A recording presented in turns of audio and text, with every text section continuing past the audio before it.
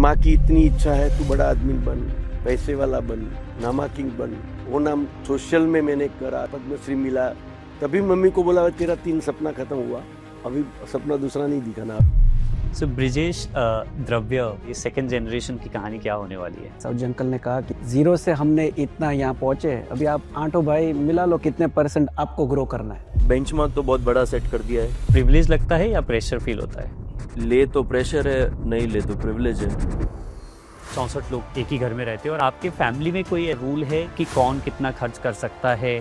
किसी को कोई बजट नहीं दिया हुआ है, फिर भी सब अपने बजट में रहा हुआ है।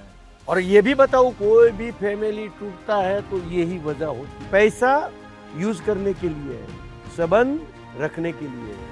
हम क्या करते हैं, संबंध यूज करते हैं और पैसा रखते हैं। एक ऐसा क्या सीक्रेट है जिस वजह से ये मशीन अभी चल रही है ढोलकिया फैमिली में? तो ये की सीक्रेट वही है। आगे जाके थर्ड जनरेशन आएगा, फोर्थ जनरेशन आएगा, कभी ना कभी तो ये होगा, डिवाइड करना पड़ेगा।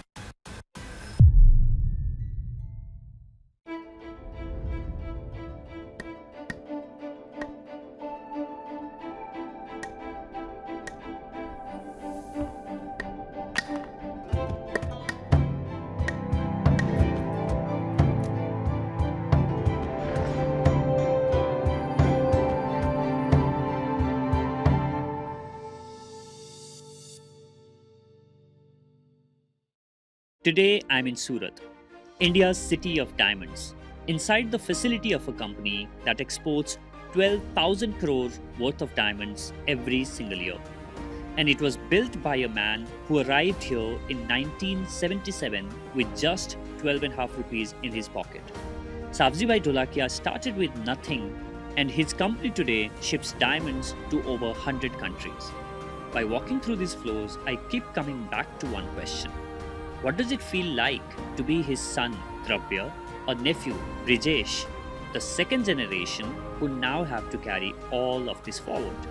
That's what we are here to find out in today's episode of Inherited. Thank you so much for having us here and welcome to Inherited. Sir, मैं आपसे शुरू करना चाहूँगा। 1977 में आप दुधाला से सूरत आए एंड आपकी माताजी ने आपको भेजा कि आप जाओ और आप वहाँ पे काम सीखो। और आपने काफ़ी सारे इंटरव्यूज़ में ये बताएं कि उस दौरान आप सूरत में काफ़ी टाइम रोते थे कि मेरे को फैमिली की याद आ रही है, घर की याद आ रही है। तो सर, हाल ही में one of the last time जब आप रोए, और वो किस लिए था? नहीं, रोने की तो वजह काफ़ी बार आती है और काफ़ी बार आ चुकी है।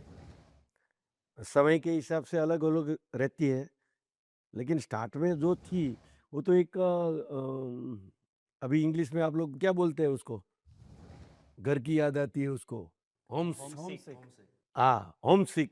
ये तो होता ही है, नेचुरल है। तो इंग्लिश है या गुजराती है कि कोई भी है, अभी छोटी उम्र थी, घर पे परिस्थिति भी अच्छी थी, लेकिन पिताजी की बहुत स्ट्रांग इच्छा थी कि गांव में नहीं रहने का, कुछ भी करके गांव छोड़ के या तो पढ़ने जाओ या तो काफी बार बहस हुई। पिताजी भी बहुत जिद्दी थे, मम्मी बहुत दयालु थी, भावुक थी, तो इमोशनल ब्लैकमेलिंग किया करती थी। लेकिन मम्मी इतनी बार समझा रही थी और मैं बार बार जाता रहा था। समझाने के बाद ऐसा मैंने सोचा कि माँ की इतनी इच्छा है तू बड़ा आदमी बन, पैसे वाला बन, नामा किंग बन। मैंने तय किया कि एक बार पैसा कमा लूं। तो बहुत खोज चालू किया, कौन पैसा कैसे कमाता है, कैसे लोग काम करता है, उसके पास क्या स्किल है। अभी तक लास्ट मम्मी ने जब भी मेरे को पद्मश्री मिला, तभी मैंने उसको बोला कि अभी तेरा सपना खत्म हुआ, तेरा 3 सपना था, बड़ा आदमी, पैसा और नाम। तो नाम मैंने इंटरनेशनल कमा लिया था, लेकिन मम्मी को जो चाहिए था वो नाम सोशल में मैंने करा, जो पद्मश्री मिला वो तालाव का काम की वजह से। तभी मम्मी को बोला तेरा 3 सपना खत्म हुआ, अभी सपना दूसरा नहीं दिखाना, अभी मेरा सपना चालू होगा। रिसेंटली अभी एक्सीडेंटली हुआ ऐसा 4-5 दिन पहले, तो माँ मेरे को मिलने आ रही थी, ध्यान मेरे पे था, चलने में ठेस आ गई और गिर गई। तो लिटरली मेरे आंख में आंसू आ गए। ये तू क्यों जल्दी कर रही है, मेरे को मिलने की क्या जल्दी है। तो ये पहली बार मेरे से निकला वो मेरी माँ, ये क्या हुआ, वो गिर गई।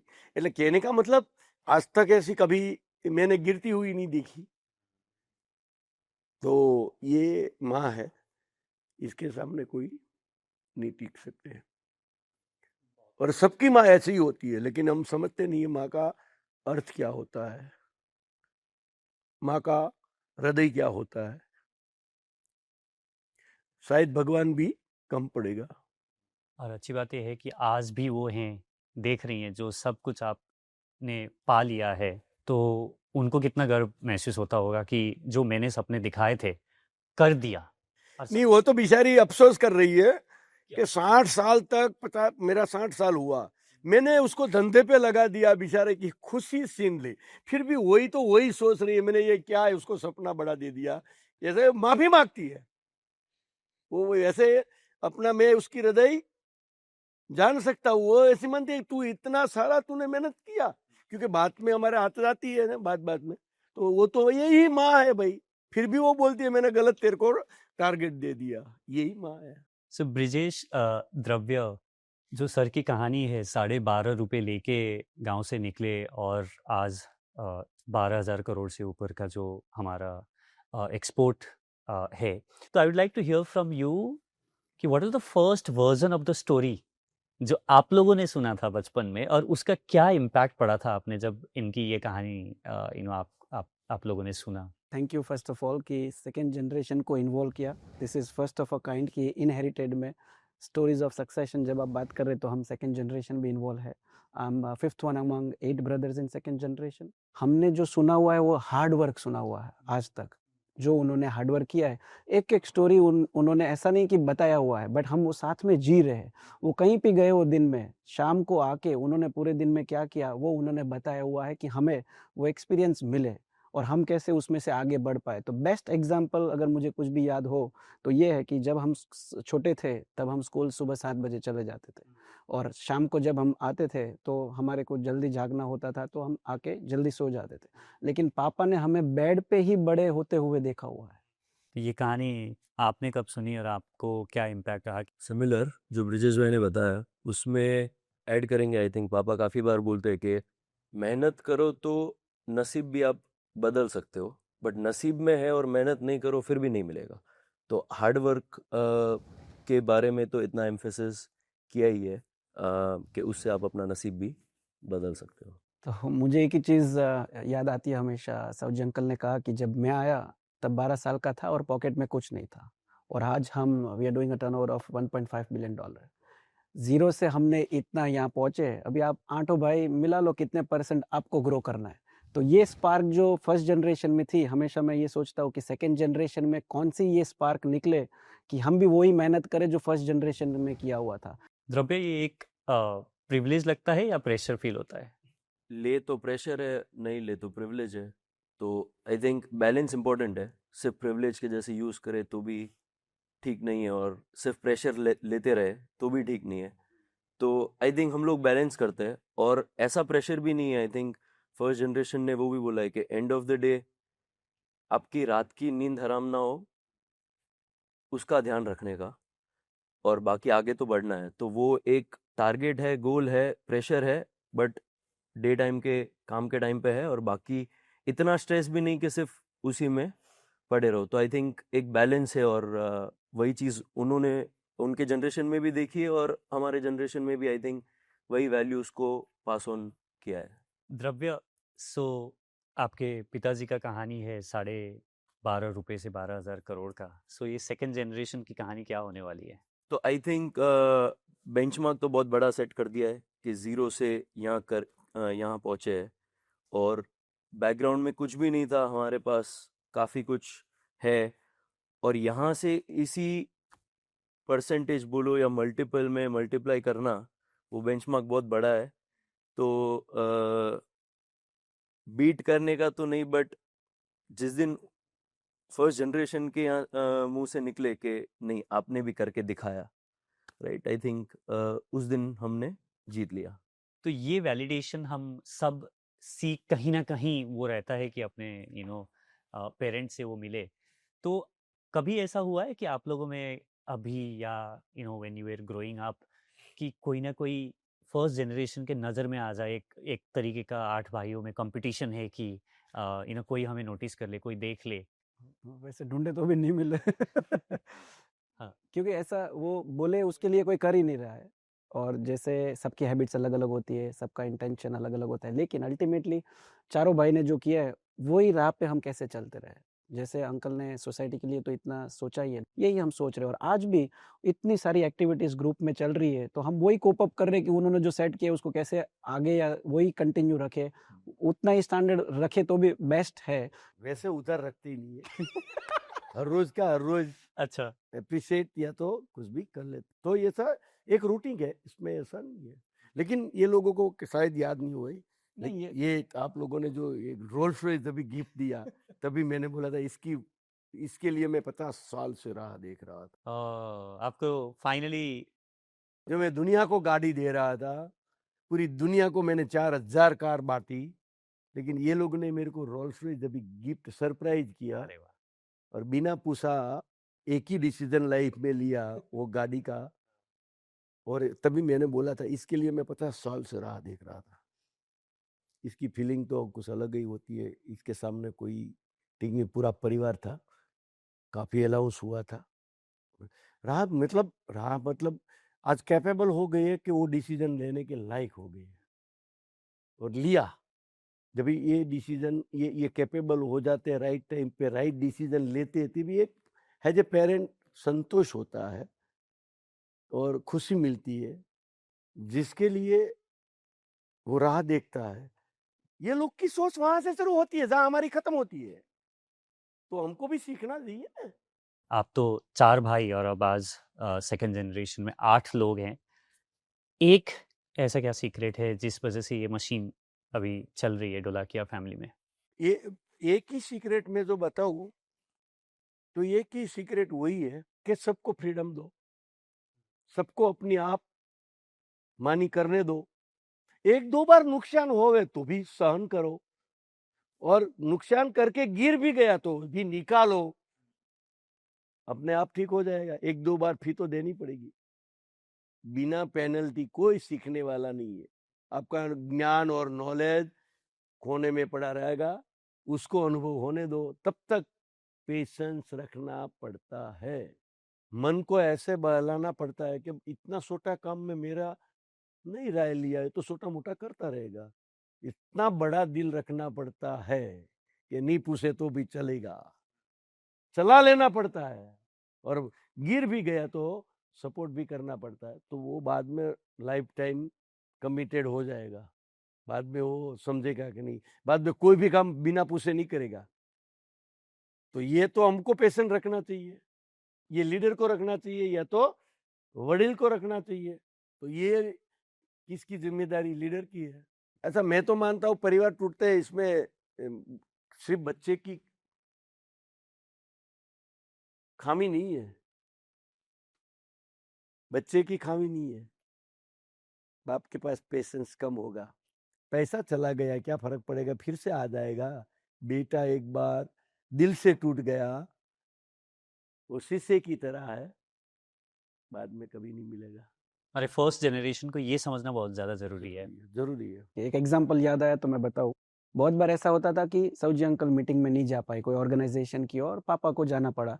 और डिसीजन जब हरे कृष्ण का देना पड़े तो वापस पापा को ऐसे मौके भी वो चुरा लेते थे कि डिसीजन देना हो तो पूछ लो बड़े भाई को या तो सऊजी भाई को पूछ लो, ऐसा वो सोचते थे।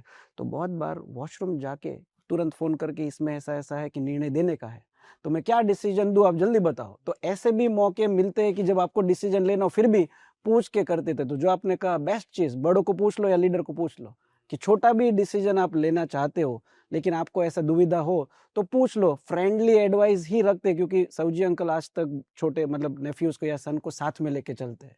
तो बहुत बार ऐसा भी है कि वीकेंड्स में हम कहीं ना कहीं काम में जाते हैं तो बोलते हैं कि कॉफी हम पी के जाएंगे, क्यों? क्योंकि हमें पसंद है। तो हमें ऐसा फ्रेंड के जैसे रखा हुआ है कि हम बिंदास, पर्सनल क्वेश्चन भी हो, कुछ प्रॉब्लम भी हो तो ऐसा पूछ ले कि उसमें सोल्यूशन आपको मिल जाए। तो जो बेस्ट पार्ट मैंने अगर पापा में से सीखा हो तो ये, आप पूछ लो ना, उसमें क्या फर्क पड़ेगा। तो डिसीजन भी बेस्ट आए, और हमेशा बड़ों को अच्छा ही लगता है पूछ के करते हैं, तो ये बेस्ट है। और जो उन्होंने बताया सेकंड जनरेशन को साथ में रखा है, तो चारों भाई ने खुद का बेटा है या भाई का बेटा है, दोनों को सेम ही तरीके से रखा है। बहुत बार ऐसा होता है कि सऊजी अंकल के उनके साथ जाने का मौके मिलते हैं, सामने वाले को ऐसा ही लगता है मैं ही उनका बेटा हूँ। तो ऐसी स्पेस दी हुई है, ऐसा हम लोग को भी प्रेजेंट किया हुआ है, तो भाई का बेटा या मेरा बेटा है, उनके लिए निर्णय सेम है दोनों के लिए। जब आप ये डिसीजंस लेते हैं कि एक को मेरे साथ रखना है, ये भी ध्यान में रखते हैं कि जो बाकी के 7 लोग हैं उनको कहीं ये ना लगे कि कोई एक बंदे प्रति आप थोड़ा नहीं, वो सोच भी नहीं सकते, ओके वो सोच भी नहीं सकते, क्योंकि इतना विश्वास मैंने क्रिएट कर लिया, उसको पता है और इसका काम का है तो मेरे को ही ले जाएगा, किसके काम का है। लेकिन ये ब्रिजेश कुदरत ने ये प्लान किया है, नॉट माय प्लान। ये वैसे ही मेरा शेड्यूल, मेरा प्रोग्राम, वैसे इंग्लिश मेरे को आता नहीं है तो मैं उसको ज़्यादातर ले जाता हूँ, और वो पूरा मेरा शेड्यूल रखता है। मेरे को एडवाइज़र भी चाहिए मेरे को, क्योंकि आपसे मैं पॉडकास्ट करूँ कि नहीं करूँ, मैं उससे पूछता हूँ यार क्या मतलब है, कोई भी आ जाता है तो मैं कर लूँ क्या नहीं कर लूँ, सब कुछ उसको पूछना पड़ता है। मेरे को तो ये गलत जगह पे मैं बैठ गया नहीं तो ये वो सब देखता है। तो काफी बार तो द्रव्य भी उससे पूछ लेता है कि मेरे को एक फोन था तो पापा को करना चाहिए कि नहीं, तू बोल दो। तो ये एक सिस्टम बन गई, ऐसा किसी को नहीं होगा और ना होगा, कभी नहीं होगा, ये तो कंफर्म है, कोई सोच नहीं सकते। सबको ये सपोर्ट करता है, मेरे को करता नहीं है, उसका स्वभाव यही है। तो कभी ऐसा हुआ है कि आप पे आके किसी ने कोई सर के डिसीजन पे थोड़ा सा सवाल किया हो या डिसअपॉइंटमेंट जताया हो, या इस तरीके के कभी ऐसा कुछ हुआ हो? नहीं, आई मीन गुड क्वेश्चन, लेकिन जैसे अंकल ने कहा ऐसा सोच ही नहीं सकते, वैसा उन्होंने करा हुआ है, वैसा ही मैं साथ में हूँ तो ऐसा ही, क्योंकि हम कहीं भी कोई भी इवेंट में जाए जिसके रिलेटेड अंकल ने हमेशा ही कहा हसू भाई को पूछ ले तो भाई वो अवेलेबल है तो चलते हैं। अभी वो उसका स्केड्यूल, उसका निर्णय है कि वो साथ में आ पाए या नहीं पाए, वो सोच ही नहीं सकते, वैसा ही हमने ट्रांसपेरेंट लिया हुआ है। लेकिन I have the best example इसका जवाब देने के लिए। 2022 में जब पद्मश्री अनाउंस होने वाला था, तब 25th मॉर्निंग को अंकल को फोन आया कि भाई आप नॉमिनेट हो रहे हैं पद्मश्री के लिए, लेकिन आप अभी किसी को बताना नहीं। वो जब पूरा दिन था तभी भी सऊजी अंकल, मैं, द्रव्य, आंटी, दादा, दादी सब गांव में थे। जिस काम की वजह से पद्मश्री मिलने वाला था उस दिन हम वहाँ हैं, तो इसकी खुशी तो हम किसी को बता नहीं पाए, हम 5 के अंदर इस अब रही। लेकिन शाम को जब न्यूज़ में आया तब हमें पता चला कि पद्मश्री मिल रहा है, और एक आध हफ्ते में लेटर भी आया दिल्ली से कि भाई आपको पद्मश्री मिल रहा है और 28 मार्च 2022 को आपको लेने आना है, और ये आप तो आएंगे ही लेकिन आपके साथ 2 जन को ला सकते हो। अच्छा। अंकल ने जवाब नहीं दिया किसको हम लेके जाएंगे, तो अंकल ने बोला कि और 3 पास हमें नहीं मिल सकते हैं। तो of course I understood what uncle is trying to say, और आज तक ऐसा नहीं हुआ कि अंकल ने कुछ भी बोला हो, हमने या सेकंड जनरेशन में या फैमिली ने डाउट किया हो कि ये हो सकता है कि नहीं हो सकता है। अंकल को कभी ऐसा नहीं बोला अंकल ये आप क्या बता रहे, नहीं होएगा ना, वैसा तो कैसे सरकार को बोले कि और 3 पास चाहिए। यही कैबिन में हम खड़े थे और मैंने तुरंत एक आध हफ्ता ही लगा कि और 3 पास हो पाएंगे। मैं कैबिन में आया और उनको को बोला कि जो 2 पास हमारे को मिले थे उसमें और 3 पास हो चुके हैं। अंकल ने एक ही चीज़ बोला कि बड़े भैया है जो हिम्मत भाई, उनके 3 बेटे, तो हसू भाई को और तीनों भाई को पूछ ले आप 3 में से कौन आएंगे, और ये ट्रांसपेरेंट।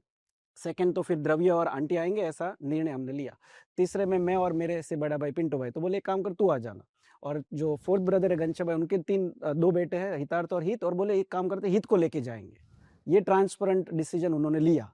लेकिन मैंने अंकल को पूछा मैं कुछ बोलूँ जो मेरे मन में अभी आ रहा है, क्यों ना जो आप पद्मश्री लेने जा रहे हो, चारों भाई ने इतने यहाँ पे आप पहुंचे हैं, तो हम ऐसा करें कि हम 3 जो भाई के बेटे जाए, उससे अच्छा आप तीनों भाई को लेके जाओ, और जब उनके सामने आपको मिल रहा होगा तो चारों की फीलिंग ऐसी रहेगी कि हमें मिल रहा है। तो बोले बात तो सही है, और अंकल ने फिर भी जवाब नहीं दिया जो उन्होंने पहले बोला। बोले और 3 पास नहीं हो सकते हैं। तो मैंने बोला, तुरंत ना नहीं निकला। तो जैसे ही मैं बाहर निकला और मैंने एक ही फोन लगाया जिसने 3 पास करके दिए थे, अंकल ने बोला 4 पास करने हैं। वो तो अंकल ने मुझे बताया नहीं था कि क्या करना है, लेकिन मैंने बोला 4 पास कर, एक आपको आना है और हमें 3 पास चाहिए, क्योंकि काका चाह रहे कि तीनों भाई को भी लेके जाना है भाई। और आप मानेंगे नहीं, ये कुदरत जो है ऐसे कारवे भी बनाते हैं, ऐसे परिस्थिति भी लाते हैं। तो हुआ यूं कि 4 पास भी हो गए, और जब हम पद्मश्री अंकल लेने गए तब हम 9 जन वहाँ पे थे परिवार से। तो जैसे पहली आप बार कोई पद्मश्री के साथ 9 लोग थे, वो हम थे, पहली बार हिस्ट्री में। तो ये मतलब ऐसे ट्रांसपेरेंट डिसीजंस लेते हैं कि परिवार को भी पता है कि ये सौजी अंकल ने क्यों लिया या ब्रिजेश ने क्यों लिया। એટલે ખાનગી कोई सीक्रेट कुछ नहीं, यही सीक्रेट है। ध्रुव पटेल से मिलना चाहता हूँ थोड़ी देर के लिए। जब आप कोची गए थे और आपके फैमिली में ट्रेडिशन है कि आपको 30 दिन के लिए आपको एक अनजान शहर में विदाउट एनी आइडेंटिटी जाना है और वहाँ पे आपको 4 अलग अलग काम करना है और बहुत मिनिमल पैसे में निकालना है। तो मैंने सुना है कि ध्रुव पटेल आपने नाम यूज़ किया था तब। हाँ, एक क्योंकि आई थिंक 2016 में गया और 2014 और 16 में ही गाड़ी वाला गाड़ी डिस्ट्रीब्यूट किया और वो आई थिंक इतना कॉमन लास्ट नेम भी नहीं है तो रिकॉग्नाइज हो जाता है। तो वैसे भी आइडेंटिटी हाइड करने के लिए एक फेक आईडी या कुछ अलग नाम से बना के जाते हैं, तो तब वो पटेल अच्छा यूज़ किया था। तो आई थिंक स्ट्रेट फॉरवर्ड वही 4 जॉब करना है, हर हफ्ते चेंज करो, पैसा नहीं है, आइडेंटिटी नहीं है, फ़ोन नहीं है, अच्छा और फ़ोन भी नहीं है। फ़ोन भी नहीं है, अनजान शहर जहाँ आप पहले कभी नहीं गए। तो एज इफ जैसे उनके लिए गांव छोड़ के पहली बार जब सूरत आए, सिमिलर एक्सपीरियंस कि आप ऐसे शहर में हो, कोई आसपास कोई जानता नहीं है। तो ये एक ट्रेनिंग प्रोसेस, एक लर्निंग प्रोसेस भी ऐसा है कि अगर सब कुछ अपने आप किया है, आपने फेलियर भी महसूस किया है, आपने रिजेक्शन भी महसूस किया है, आपने गाली भी किसी से सुनी है, आपने फ्लोर पे भी सोए हो, भूखे भी सोए हो, अगर वर्स्ट देख लिया है, राइट, तो विल पावर एक वहां से आता है कि अब तो डर उसी चीज का लगता है, राइट, कि अगर सेट बैक आए, स्टेप बैक आए, अभी जो कंफर्टेबल लाइफस्टाइल है उससे एक स्टेप नीचे आना पड़े, डर हमेशा फियर एक उसका रहता है फेलियर का। अगर ये सब देख लिया है तो अभी डरने का रीज़न नहीं है। और सिमिलरली फैमिली में भी पेरेंट्स से, फर्स्ट जनरेशन से एक सपोर्ट हमेशा रहा है। एक फैमिली का डर होता है कि कुछ गलत करूँगा तो फिर उनका रिएक्शन क्या रहेगा, राइट। बट बिजनेस में भी ऐसा नहीं, गलती नहीं होती, कुछ ना कुछ गलती होती है। इनफैक्ट मेरा आई लुक आफ्टर इन्वेस्टमेंट्स, और पहला इन्वेस्टमेंट थोड़ा आउट ऑफ साइज कर लिया था और वो डूब गया था, राइट। तो एक फेलियर का वो फैमिली से भी डर रहता है, बट हर एक इंस्टेंस में मेरे साथ भी हुआ है और काफ़ी ब्रदर्स के साथ भी सेकंड जनरेशन में हुआ है कि तब डांटने की जगह आई थिंक सपोर्ट मिलता है कि failure is part of the parcel, ये एक प्रोसेस का पार्ट है। जितना जल्दी सीख लिया उतनी छोटी गलती थी, यही चीज़ 5 साल 10 साल बाद होती तो शायद गलती बड़ी हो सकती थी। तो ये जर्नी में यही चीज़ कि अगर आपके पास कुछ नहीं है तो आपका वैसे ही ईगो ज़ीरो हो जाता है, आपका एरोगेंस ज़ीरो हो जाता है, लोगों से कैसे बात करना है, लोग ने आपको कैसे ट्रीट किया तो आज आपके साथ जो काम कर रहे हैं आप उसको कैसे ट्रीट करो, राइट। तो ये एक एम्पैथी की फीलिंग है। पैसे की वैल्यू क्या है, पहले वो right side of the menu देखने की आदत नहीं होती है, वो अब कितने 10 साल, ब्रिजेश भाई को 2008 में वो बैंगलोर गए थे, मैं 2016 में गया था, तो ऑलमोस्ट 9 साढ़े 9 साल हो गए। बट ये कुछ वैल्यूज़ है जो कितना भी सिखाए सीखने में नहीं आएगा जब तक खुद एक्सपीरियंस नहीं करेंगे। और एक बार एक्सपीरियंस कर लिया है तो आई थिंक हम सब ब्रदर्स का एक ही लर्निंग था और एक्सपीरियंस था कि ये स्कूल यूनिवर्सिटीज़ 15-20 साल की जर्नी रहती है, बट ये एक महीना जो इम्पैक्टफुल है वो स्कूल यूनिवर्सिटीज़ का लाइफ में भी नहीं सीखते। पैसों के बारे में क्या सीखा और श्रम के बारे में क्या सीखा? नहीं, पैसे की तो वैल्यू आ जाती है, राइट। एक्चुअल किसका कितना क्या भाव होता है, या पैसे के बारे में कभी तकलीफ नहीं थी तो देखने की मजबूरी नहीं थी, वो एक आदत हो जाती है। हर चीज़ को आप जस्टिफाई करते हो, हर चीज़ वैल्यूएबल है, वर्थ है कि नहीं है। शौक तो आज भी काफ़ी ऐसे है जो लगेंगे बट उसी के लिए तो मेहनत कर रहे हैं, राइट। और दूसरा एक जो आपने पूछा कि लोगों के साथ कैसे डील करना, तो आज तक कभी क्या फेलियर, रिजेक्शन, सेटबैक्स किसी से कैसे भी कोई भी लैंग्वेज में सुनना, ऐसी सिचुएशन में ही नहीं थे। राइट, बट वहाँ किसी के नीचे काम कर रहे, कुछ पता नहीं है, आपको गाली दे के भी सुना है, कैसे भी ट्रीट करे, ये देखने के बाद, ये एक्सपीरियंस में, because you have been on the other side, आज आपके साथ कोई काम कर रहा है तो वो हमेशा वो एक्सपीरियंस याद आता है, राइट, कि अगला भी इंसान ही है। जब हम उस शू में थे तब कैसे भी कोई ट्रीट कर रहा था, तो it always sticks with you के value of people, value of money. I think ये सब वही कहने के लिए बहुत छोटे छोटे शब्द है, but on all of us एक इम्पैक्ट लाइफ लॉन्ग के लिए छोड़ दिया है। ब्रिजेश भाई, आप अपना एक्सपीरियंस सुनाइए। आप मैं बेंगलोर गया था और मुझे 5000 इमरजेंसी के दिए थे और मेरे से 3 गए थे, तो बाय डिफ़ॉल्ट मेरे को जाना ही है ऐसा मेरे मन में पहले से ही ठान लिया था, तो अभी मैं कब जाऊँ वही देखना था। तो I was one of the youngest among the family, क्योंकि 12th ख़त्म हुआ और फिर मैं फ्री था। अंकल को बोला मैं चला ही जाऊँ, तो मेरे को ऐसा लग रहा है कि अभी ये टाइम में यूज़ कर सकता हूँ, और मैं अबाउट 18 एंड 18 हाफ था और बेंगलोर गया, क्योंकि मेरे को सुबह टिकट दी और पता चला कि मुझे आज बेंगलोर जाना है। अच्छा, आपको पता नहीं था? किसी को नहीं अच्छा, पता था, आपको भी वो नहीं पता। अंकल या फैमिली डिसाइड कर लेते हैं कि जहाँ पे मैं नहीं गया हूँ वहाँ पे उसको जाना है। तो ये 2008 का टाइम था, जुलाई मंथ था, मानसून की सीज़न थी। ये सब इसलिए याद है क्योंकि मानसून में गया और विंटर में गया तो फ़र्क है। तो मुझे टिकट दे दी थी कि भाई आपको बेंगलोर जाना है, और मैं बॉम्बे में था। जैसे मैंने कहा कि जब आप सोते रहते हो और फिर जाग के कितना हार्ड होता है, वो मुझे उस दिन पता चला। मैं सो रहा था और फ्लाइट चली गई थी उस दिन। अच्छा। तो पहले ही मैं मतलब ऐसा तो टूट ही चुका था कि मेरे को आज जाना है और मेरी फ़्लाइट तो चली गई है। तो जब तक मैं एयरपोर्ट पहुँचूँ और दूसरी फ़्लाइट पकड़ूँ, तो 2-3 घंटे का फ़र्क था और दूसरी फ़्लाइट थी। और जब तक मैं वहाँ पे पहुँचूँ, तो तब मेरे को पता चला बेंगलोर कितना बड़ा सिटी है, क्योंकि एयरपोर्ट है वो सिटी से बाहर है। द्रव्य तो पढ़ा है तो उसको पता है। तो बेंगलोर से मैं कहाँ पे जाऊँ, तो मेरे दिमाग में ये था पहले से, क्योंकि श्री श्री आश्रम वहाँ पे है। आश्रम में तो रख ही लेंगे, ये मेरे दिमाग में पहले से सेट था। एग्जाम्पल दिया था मालूम है, ये वाला? अभी 3 दिन पहले अच्छा। श्री बोला था। अच्छा। किसी ने सवाल पूछा बच्चे को कैसे तैयार करना था, कि मैं एक फैमिली को जानता हूँ, बेंगलोर आया था, मेरे आश्रम में आया था, वैसा 3 दिन पहले ही बोले। अरे वाह। हाँ, तो मेरे दिमाग में ये था कि मैं जाऊँ। तो सबसे पहले मैंने ये सोचा था कि मैं रहने का हो जाए ना 1-2 दिन, तो जॉब मिल जाए। तो एक्सपीरियंस में मैंने जो 4 दिन में सीखा, क्योंकि नेक्स्ट डे अपने इंडिया में ऐसा है कि एमजी रोड आपको मिल ही जाएगा। एमजी रोड पे जाके डोर टू डोर पूछ रहा था कि वैकेंसी है कि नहीं। बहुत बार पूरे दिन में मेरे को पता चला कि भाई रिज़्यूम माँग रहे हैं। रिज़्यूम क्या होता है वो मेरे को, वो 12 खत्म हो गया, लेकिन पता नहीं था कि सीवी बनाना होता है। मैं साइबर में जाके उसको पूछा सीवी कैसे बनाते हैं? उसने बोला माई सेल्फ लिख दो। माई सेल्फ लिख के मैंने 10 प्रिंट निकाल दी और वापस बार-बार यही जाके कहाँ पे, तो बोला आप फ़ोटो खींच लो, मेरे पास कम है। तो 4 दिन लगातार मैं जा रहा था डोर टू डोर, और सब लोग यही बोल रहे थे आज नहीं कल आओ। सीसीडी में मेरे को तब सिस्टम्स एंड प्रोसेसेस पता चले कि हर वेडनेसडे वो लोग हायरिंग करते हैं। मैंने बोला मेरे को जॉब आज चाहिए और मैं वेडनेसडे आऊँगा, तब तक मैं क्या करूँगा?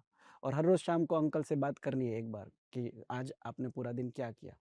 4th डे पे मेरे को सबवे एमजी रोड पे था, उन्होंने बोला जयनगर में हमारा नया खोल रहा है, तू जाएगा वहाँ पे? मैंने बोला आप जहाँ पे भी बोलो मैं वहाँ पे जाऊँगा। जयनगर पे जाके मैंने देखा वहाँ पे कहाँ मैं रह सकता हूँ, वहाँ पे एक जैन मंदिर था और वहाँ पे वो लोग रखते थे, दिन का 100 रुपये आपको देना है। तो श्री से तो अभी मेरे को छुटकारा मिल गया और मैं जयनगर में रहने लगा। अंकल को मैंने फ़ोन हर रोज़ करता था और बढ़िया है। शब्द में मैं बहुत बार देखता हूँ, हम भी खाते हैं, लेकिन टिप देने का वहाँ पे वो ट्रेंड नहीं है। और मैं 7वें दिन पे अंकल को बोला कि ये मेरे को सेट हो गया है, सबवे मेरे को जम गया है, मैं वहाँ पे मेरे को टिप भी मिलने लगा है। अंकल बोले अभी जॉब चेंज कर दो। मुझे तब ये नहीं पता था कि आपको 4 जॉब करनी है। अच्छा। और वापस मैं वो सब सीवी निकाला और जहाँ-जहाँ नहीं, मैं तभी मेरे को विचार क्यों आया, ये प्लान नहीं था। अच्छा। ओ बढ़िया सा सेट हो गया, हाँ। जॉब मिल गई, अभी तो कोई सीखता नहीं, अभी जॉब चेंज करो। अनकंफर्टेबल हो जाओ। हाँ, तो ये विचार नहीं, काफी बार बोलते हैं ये 4 जॉब का आपने डिसीजन क्यों लिया? मैंने बोला ये मेरे को भी पता नहीं है क्यों लिया, लेकिन उसने बोला था सेट हो गए, बढ़िया सा टिप भी मिल ये गई। नहीं बोलना था आप। मैं महीना निकल जाएगा, ऐसा मैंने कह दिया। ये सीखने भी मिलता है कब क्या बोले, क्या नहीं बोलना चाहिए। तो ये वापस चेंज करना था, तो वापस वो डोर टू डोर गए। लेकिन जैसे द्रव्य ने कहा सीखने को जो वहाँ पे मिला, यहाँ पे बहुत बार अंकल को भी आता है सीवी, हमें भी आता है सीवी। सीवी आया ना तो मैं ना नहीं बोलता हूँ। उसको रख तो लो, ये डिपार्टमेंट नहीं तो दूसरा डिपार्टमेंट, सबको हमारी टीम में पता है। मेरे पास आया तो मैं रख लेता हूँ, उसके काम का एक जॉब दो, ये एंगल नहीं आती बिना, वरना नहीं आती है। तो ये हमने ये दया लागनी नहीं आती है। पैसा होने के बाद तो सब कुछ नष्ट हो जाता है। मैं इसमें तो बहुत कंफर्म हूँ। तो ये हमें सीखने को नहीं मिलता अगर हम वो परिस्थिति में नहीं होते, क्योंकि मेरे को वहाँ पे तब ज़रूरत थी और सीवी भेज रहे हैं मतलब उसको ज़रूरत है। तो ब्रिजेश भाई, आपके 3 बच्चे हैं, तो क्या ये ट्रेडिशन ढोलकिया फैमिली में कंटिन्यू होने वाला है? नहीं तो ये मतलब ऐसा नहीं है कि मैं डिसाइड करूँगा। कोई भी पेरेंट अगर ये चाहता है कि ट्रेनिंग देनी है तो ये करना ही पड़ेगा, हमारा फैमिली या दूसरा कोई भी हो। तो ये तीनों बच्चे या जैसे अगर गर्ल्स है तो हम ये सोचते हैं कि हमारा जैसा परिवार है तो हम वहाँ पे भेजते, तो 1 महीना वो वहाँ पे रहेंगे तो वो डिसिप्लिन सीखेंगे, लोग कैसे रहते हैं ये सीखेंगे। अगर बेटा है तो हम हमेशा ये ट्राई करेंगे, या तो चेंज आपको टाइम के हिसाब से करना पड़ेगा, लेकिन ऐसी ट्रेनिंग तो देनी ही पड़ेगी कि वो सीख पाए कि क्या दादाजी ने लेके आए थे और कहाँ पे पहुँचाया है। तो ये जर्नी अगर किसी को भी आपको पास ऑन करनी है तो ऐसा ट्रेनिंग तो देना ही पड़ेगा। तो ये 100% कंटिन्यू तो होगा ही, कौन से फॉर्म में होगा ये सब मिलके डिसाइड करेंगे, लेकिन होना तो चाहिए ही। ये बहुत टफ है, बहुत कम लोगों ने इसकी कॉपी किया है, पूरी भारत जानता है, 25 साल से है, 50 से ज्यादा लोगों ने नहीं किया है। हमारा परिवार में ये परिवार 50 में से 45 हमारा परिवार का ही है। लेकिन नॉट इजी माय फ्रेंड, बहुत चैलेंजेबल जॉब है, पर ये कर ले तो कभी मुसीबत नहीं आएगी, कहां से भी रास्ता निकाल सकता है, ये पावर आ जाता है। लेकिन टफ है, मैं किसी को रिकमेंड नहीं करता हूँ क्योंकि बहुत टफ है भाई। मेरे पे आपके लिए भी टफ होगा कि मेरे लिए बच्चे तो जा बहुत रहे टफ है। अभी रिसेंटली घनश्याम भाई का बेटा गया था, उसकी स्टोरी तो हिला देने वाली है। बताइए। तो ये ईद तक गया था, लास्ट में उसको मैंने भेजा था सिक्किम। अच्छा। बहुत अलग तरीके का बॉर्डर का, साइना का बॉर्डर का स्टेट है। तो वहां हुआ ऐसा कि हमको भी ये आइडिया नहीं था, लेकिन वो पहुंचते पहुंचते रात को इसको जैसे 6 बज गया था, उसको रात को 10 बज गया था। सुबह से निकला, रात को 10 बजे पहुंचा, और रास्ते में उसने सिक्किम में गैंगस्टन से सिक्किम जाने के लिए बस पकड़नी पड़ती है, या तो ट्रैवल टेम्पो में 20-25 लोगों को भर देते हैं, 20-20 25-25 रुपया लेके। तो ये बॉर्डर पे उस टेम्पो को रुका, और ये जिसमें जो बैठे थे उसके पास से ड्रग्स पकड़ा गया, अरे बाप रे। सबको पुलिस स्टेशन ले गया। हम्म। वहां से तो छूटा। 10 बजे वो पहुंचा पिज्जा हट में। अच्छा। वहां पिज्जा हट में नौकरी के लिए उसने तलाश किया, तो बोला तेरा आईडी दे, तो उसने फेक आईडी बनाया था। तो उसको डाउट लगा कि ये कुछ गलत है, तो उसने खानगी में से शटर बंद करके पुलिस को बुला ली, फिर पुलिस स्टेशन उसको ले गया। तो वहां तो सभी सही बताना पड़ा, तो वहां उसको 1-2 झापड़ भी लगाया, अच्छा। अरे बाप रे। और रात को 1:30 बज गया था, हिल गए सब। तभी मैंने भी डिसीजन ले लिया, मैं छोटा भाई का छोटा बेटा है, मैं भी हिल गया था, भैया को मैं क्या जवाब दूंगा। अभी वहां मैं पहुंच भी नहीं सकता इंस्टेंटली। मैंने सुबह निर्णय लिया, मैं सुबह आता हूँ, हम वापस आ जाएंगे। सुबह उसने फोन किया, अभी आने की कोई जरूरत नहीं, मैं चला जाता हूँ इधर से, अभी इससे आगे क्या होगा, मैं पूरा महीना करके आऊंगा। लेकिन उसने तो बहुत अच्छी से 4 नौकरी भी किया और बिजनेस भी किया।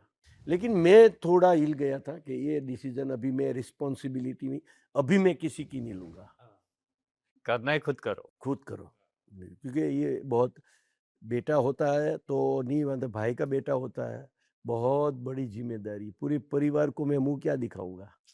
सर, हम इनहेरिटेड में सक्सेशन के स्टोरीज सुनते हैं, तो बहुत ही क्विकली, अगर आप उस टाइम पे जब आपने एचके एक्सपोर्ट्स चालू किया तो आप 4 भाई जब थे, तो आप लोगों ने उस टाइम पे रिस्पॉन्सिबिलिटीज कैसे डिवाइड किया 4 लोगों में? इसमें ऐसा आता रिस्पॉन्सिबिलिटी, पहले तो हम 3 भाई थे, चौथा भाई मेरा जरा घनश्याम भाई बिजनेस में आया, तभी हम लोग एक्सपोर्ट करना चालू कर दिया था। तो अभी तो हमारा कॉन्फिडेंस बढ़ गया, वो 10 तक पढ़ा लिखा आ गया। अभी हमारी कंपनी में तो पढ़ा लिखा लोग आ गए, वो 10 तक ही पढ़ा था, वो आ गया, हमने एक्सपोर्ट चालू किया। तो वो बम्बई था, मैं सूरत था। लेकिन हमारे परिवार में, या तो अभी तक मैं आपको बता दूं, बहुत अच्छी बात है, joint family, joint business, individual 100% निर्णय लिया है और सबने माना, हाँ, अप्रूवल दिया है। एक भी डिसीजन पूछ के नहीं लिया है, बिना पूछे ले लिया है और सबने स्वीकार कर लिया। यही वजह है भाई जॉइंट फैमिली और जॉइंट बिजनेस रहने की। ब्रिजेश भाई, द्रव्य, आज आप 8 कज़न्स हो। आप लोगों के बीच में रिस्पॉन्सिबिलिटीज़ कैसे डिवाइडेड है? नहीं तो जैसे सबसे बड़े भैया आए तब उनको पूछा नहीं गया था, क्योंकि तब ज़रूरत ही थी, कोई भी तो उनके पास सेकंड ऑप्शन नहीं था। जनरेशन आए तो उनको सीधा डायमंड का सिखा के, और बॉम्बे ज़रूरत था तो बॉम्बे सेल्स में रखा। बॉम्बे से ज़रूरत पड़ा, घनश्याम अंकल ने और सब्जी अंकल ने सोचा कि भाई अपने पहली बार वेगस में एग्जीबिशन में पार्ट लिया था 1999 में, और अंकल वहाँ पे गए थे तो उनको भी लगा यहाँ पे ऑफिस करना चाहिए तो हम आगे बढ़ पाएंगे। अच्छा। तो उनको जैसे पूछा नहीं पूछा, उनकी ज़रूरत थी। फिर 3 भाई उसके बाद आए, वो तीनों को, पिंटू भाई, राजेश भाई और धर्मेश भाई को पूछा, क्योंकि तब ऐसा नहीं था कि आप बिजनेस में ही आ जाओ, आपको क्या करना है वो आप डिसीजन लो। तो तीनों को एक एक साल दिया, रिसर्च किया, सब कुछ किया। और अच्छा मोमेंट ये था कि उन्होंने रिसेशन भी देखा, 2008 की बात है। एक साल सब कुछ रिसर्च करके वो आए अंकल के पास कि हमें लग रहा है जो डायमंड का प्रोसेसिंग है, कैश फ्लो है, आज हम लोग रफ ले और 4 महीने में पैसे आ जाए हाथ में, ऐसा बिजनेस हमें दूसरा नहीं मिला है। तो उनको तीनों को वापस ऑप्शन तो दिया हुआ था, तो 2 भाई डायमंड में, 1 भाई ने रियल एस्टेट चूज किया। मेरी बारी आई तब मेरे को ऑप्शन नहीं था, क्योंकि वहाँ पे बॉम्बे में ज़रूरत ही था, तो मैंने ट्रेनिंग करके सीधा सेल्स में गया। फिर आपका कोई और इच्छा था? मैं जैसे ज़्यादा से ज़्यादा सऊजी अंकल और घनश्याम अंकल के साथ बड़ा हुआ, तो मैंने डायमंड डायमंड ही सुना हुआ है। तो इस तरीके से जब जैसा ज़रूरत था, ऑप्शन भी मिला और नहीं भी मिला, ऐसा करके आगे बढ़े। लेकिन सबको ये भी फ्रीडम है, मैं ऐसा बोलता कि मेरे को नहीं आना है तो ऐसा नहीं है कि ज़बरदस्ती लाए सबको। तो फ्रीडम तो आज भी सबको है, आज भी ऐसा करे कि भाई तेरे को दूसरा कुछ और करना है तो भी फ्रीडम है। सो द्रव्य, आपने अलग बात सुना, तो कि वो कन्वर्जेशन कैसा था आपके डैड के साथ? बिकॉज मेरे से बड़े 6 भाई है, 6th हो, 7th, 7th हो, अच्छा। तो मेरे से आगे 6 है, सब ऑलरेडी बिजनेस में आ चुके हैं, सबके पास कुछ ना कुछ रोज रिस्पॉन्सिबिलिटीज है, जितने भी वर्टिकल्स है। तो एक और आए या नहीं आए, इतना वैल्यू ऐड नहीं है। और अभी बिजनेस और फैमिली एक साइज पे पहुंचा है कि इसको डाइवर्सिफाई, डी रिस्क या ऑल्टरनेट स्पेसेस में भी अगर इसको डी रिस्क करे, डाइवर्सिफाई करे तो बेटर। तो उस थॉट प्रोसेस से यहाँ ट्रेनिंग लेते लेते आई वाज बाकी सब इंडस्ट्रीज और ये सब भी बिजनेसेस एक्सप्लोर कर रहा था। और तभी कोविड हुआ, तो कोविड में फिर लोगों से मिलना, किसी की प्लान टेक्नोलॉजीज फैक्ट्रीज विजिट करना, ट्रैवलिंग सब स्टॉप हो गया। तो तब investing started off as a कि 2 थिंग्स विल हैपन। एक तो कांस्टेंट लर्निंग होगा, आज के न्यू एज कंपनीज स्टार्टअप्स क्या कर रहे हैं, क्या इवोल्यूशन, क्या टेक्नोलॉजिकल एडवांसमेंट्स आ रहा है हर एक स्पेस में, उसका एक कंटिन्यूस लर्निंग मिलेगा। एक इन्वेस्ट किया है तो by default very active participation भी रहेगा, फॉलोअप्स भी लेंगे, रीडिंग भी करेंगे, इवैल्यूएट करेंगे।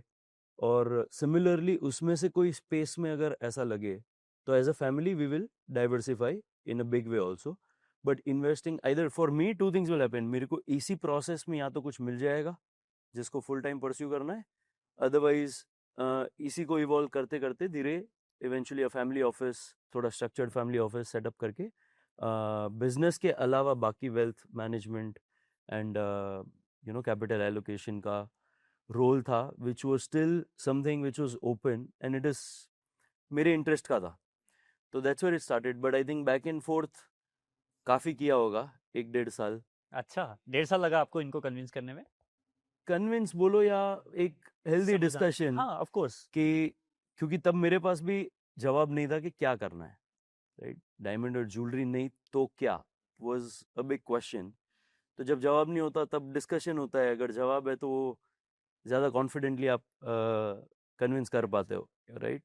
तो वो 1-1.5 साल बैक एंड फोर्थ रहा। एंड यही कि एक बेंचमार्क गोल टारगेट्स तो बड़े दिए हैं, अगर कल जाके सपने तो यही दिखाए कि अब आगे जाके जैसे इंडिया के 5-7-10 फैमिलीज का नाम आप सबसे सुनोगे, राइट? टाटाज, बिरलाज, आज अदानीज, अंबानीज आ गया। तो अगर इस स्केल का कुछ करना है तो इस इंडस्ट्री में तो पॉसिबल नहीं है, डायमंड में क्योंकि पॉसिबल पूरी डायमंड और ज्वेलरी इंडस्ट्री आज उनसे छोटी है। तो इस इंडस्ट्री में रह के 100% करने के बावजूद 100% ओन कर लो तो भी उतने नहीं बनेंगे, तो अभी इससे बाहर निकलना ज़रूरी है। और वो आई थिंक उनको क्लिक हो गया कि एक तो सपने दिखाते हैं बड़े, फिर बोलते हो कि ये करो। ये बिकॉज एक इंडस्ट्री का लिमिटेशन है। तू ये सोच रहा है, ये मेरे लिए बड़ी बात है। ये बनेगा नहीं बनेगा तो सेकंड थिंग है, टाइम बताएगा। लेकिन सोच तो है, तो ये सोचेगा वो करेगा। एक आपने बोला है 64 लोग की फैमिली है और 20 लोग आप आज एक ही घर में रहते हो, और आपने ये बोला है कि हमारा आने का सोर्स और अकाउंट तो एक ही है। बट आपके फैमिली में कोई ऐसा सेड बोला हुआ या नहीं बोला हुआ या अंडरस्टूड कुछ ऐसा रूल है कि कौन कितना खर्च कर सकता है, कौन कैसा लाइफस्टाइल जी सकता है या नहीं जी सकता है, ये आप कैसे तय करते हो? ये तो बहुत बढ़िया सवाल है, लेकिन ये बात, ये पूरी फैमिली की अंडरस्टैंडिंग है। और फैमिली क्या ये रूल्स नहीं है, लेकिन फैमिली फॉलो कर रही है। किसी को कोई बजट नहीं दिया हुआ है, फिर भी सब अपने बजट में रहा हुआ है। ये फैमिली अपने आप फॉलो कर रही है। अपनी हैसियत से खर्चा करो, अपने पास से वो हिसाब से नहीं। अपने को पसंद है वो खरीदो, दूसरे ने लिया इसलिए नहीं। आपको शौक है, और ये भी बताऊं, कोई किसी को बजट नहीं दिया है, लेकिन कोई भी फैमिली टूटता है तो यही वजह होती है, छोटी छोटी बात की, खर्चे की, शौक की, सिंपल ज्वेलरी की, सिंपल गाड़ी की। अभी हम ये लेवल पे नहीं है। 2-3 करोड़ बिगाड़ दिया के बचा लिया, इससे कंपनी को, परिवार को कोई फर्क पड़ने वाला नहीं है। लेकिन हमारा ये सोच बहुत डीप रहता है कि ये इसमें हम झगड़ा कर लेते हैं पैसे की। मेरा मानना है कोई भी नुकसान पैसे की वजह से नहीं चाहिए। फैमिली का नुकसान पैसे की वजह से नहीं होना चाहिए। पैसे का नुकसान होगा, फैमिली बाद में फैमिली का जो नुकसान होगा तो पैसा नहीं मिलेगा। तो पहला रूल्स तो वही है हमारा। एक ये भी सेंटेंस है, पैसा यूज करने के लिए है, संबंध रखने के लिए है। हम क्या करते हैं, संबंध यूज करते हैं और पैसा रखते हैं, पैसे के लिए कभी झगड़ा नहीं करते। जैसे ये बिजनेस अभी 8 लोग मिलके चला रहे हैं और उसके बाद अपना अपना कर रहे हैं, बट अल्टीमेटली एक ग्रुप एक है आज भी। सो आगे जाके 3rd जनरेशन आएगा, 4th जनरेशन आएगा, कभी ना कभी तो ये होगा, डिवाइड करना पड़ेगा या बंटवारा के जो कन्वर्जेशंस होंगे वो तो कन्वर्जेशंस आएंगे। तो आपने उसके बारे में कभी कुछ सोचा है या नहीं, मेरा इसमें कंफर्म मानना है कि भाई बंटवारा क्यों करे। 8-8 आज हम लोग बिलियन का काम करते हैं, तो 8-8 बिलियन का करे, 8-8 प्रयास करो ना, सब बंटवारा ही हो गया ना। हेलो, आप ऐसा सोचो ना, 8-8 बिलियन का काम करने की क्षमता हम सब लोग साथ में मिला के कर देवे, इसमें बंटवारा की क्या बात है। तो मैं तो मानता हूं वो हिसाब से चलेगा, आने वाले जनरेशन को भी वही मैसेज देके जाएंगे। ये हम प्रिडिक्ट नहीं कर सकते, लेकिन ये जरूर मैसेज दे सकते हैं कि ऐसा सोचना चाहिए, बंटवारा नहीं, 8-8 को सिमिलर बिजनेस हो जाए। इमेजिन कीजिए आज आपने जीवन में जो भी सीख लिया है और आपके जो भी बच्चे हैं वो लोग सिर्फ आपसे एक ही सीख ले सकते हैं और कुछ नहीं ले सकते, और वो सीख आप उनको अगर लिख के देना चाहें कि आपको और कुछ भी नहीं मिलेगा फॉर वट एवर रीजन, बस सिर्फ ये सीख है और ये कागज में मैं आपको जो लिख के जो दूंगा, this is the only thing that you can inherit as a second generation, तो आप क्या लिखेंगे एक बार ये